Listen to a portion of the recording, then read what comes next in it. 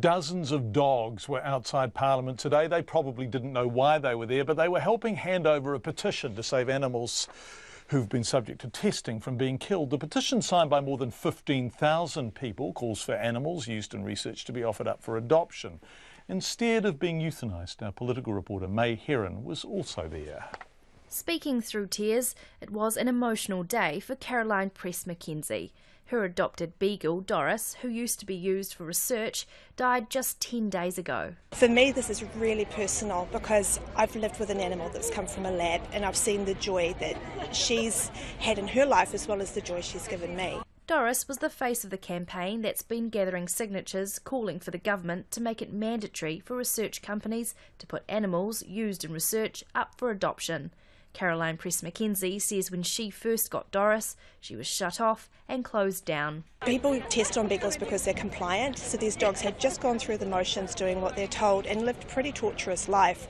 It was a bit of a journey teaching them to trust again, teaching them about fun and play and social interaction, teaching them that life was good and that everything was okay. The petition was started by animal rescue organisation Hoo-Ha and the Anti-Vivisection Society.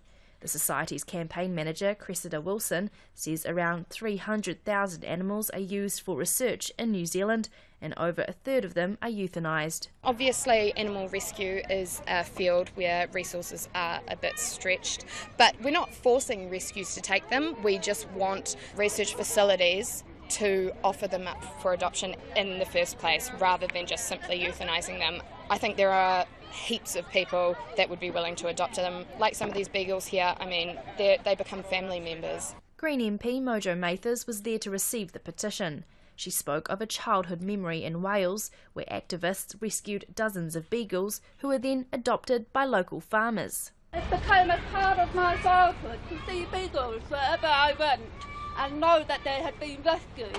Wonderful 40 years on to be standing here championing a cause. Meanwhile, Caroline Press-McKenzie urges anyone considering adopting a rescued beagle to take the plunge. Who wouldn't want a pet rat? These animals, that, as I say, they've got personality, and the more time and love you put into them, the more you get out. So, they're no different than any other animal you may meet, except they've got a past, and that past is something that we need to help them forget. The petition will now be considered by a parliamentary select committee. From Parliament for Checkpoint, May Heron.